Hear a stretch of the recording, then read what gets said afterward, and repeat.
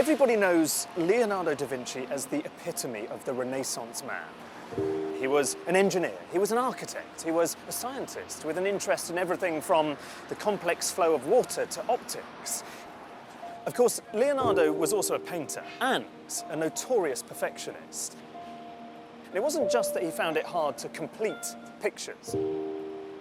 During the course of his career, which lasted around half a century, he probably began work on no more than 20 paintings.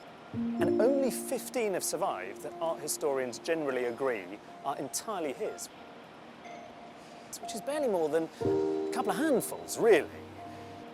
So the discovery of a new painting by Leonardo is a major event, which is why I'm very keen to head inside and take a look for myself.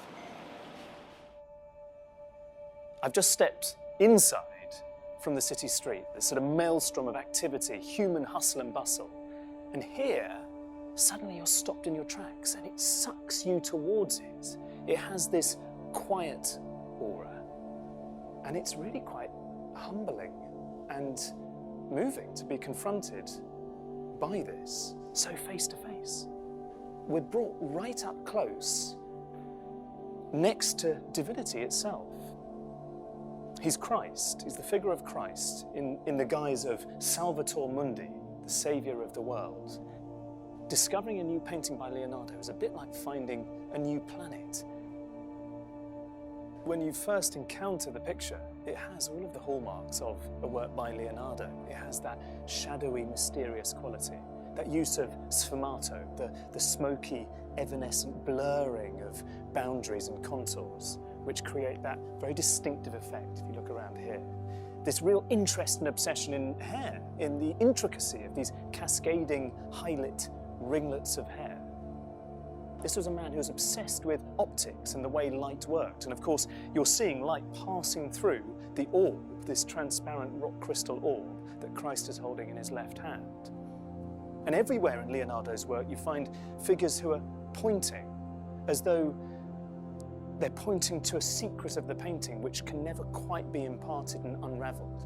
And here you don't have a pointing hand, but you have that right hand raised in blessing. And it seems to be gesturing upwards, which is the general tone of this thing. It's about heavenly mysteries.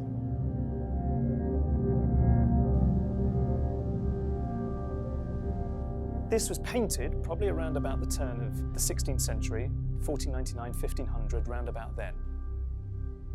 And eventually, in the 17th century, it ended up in the royal collection of King Charles I of England. The royal collection was sold off. This picture, which was sold and then returned, languishes in obscurity until the beginning of the 20th century, when no one thought that it would possibly be by Leonardo. People considered this, at that time it was completely overpainted. They thought it was by a follower of Leonardo, so twice removed. Have a look at this right hand of blessing here. The quality of the hand is one of the clues, was originally for some art historians and scholars, that this could be by Leonardo. And when it was subjected to analysis, they saw what's known as a pentiment, which means you can see the workings of the artist.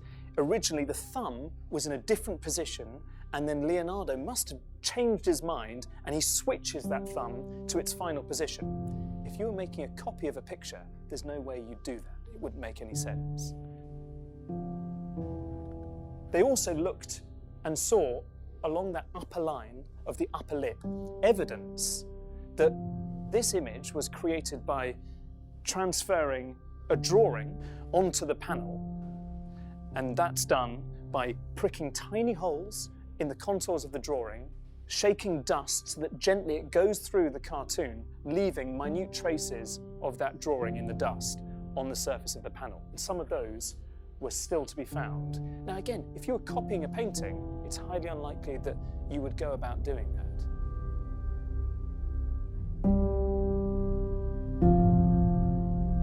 A group of Leonardo experts and scholars, working closely with professional conservatives, built a case that this painting, despite the obvious skepticism that it couldn't possibly be by Leonardo, was in fact a genuine autograph original work. I'm not remotely religious, But I find looking at this genuinely quite a moving thing, because this is offering a vision of peace, which is a complete antidote to day-to-day life. It's a really extraordinary, memorable picture. And it feels as though it could suddenly slip off back into the shadows at any moment.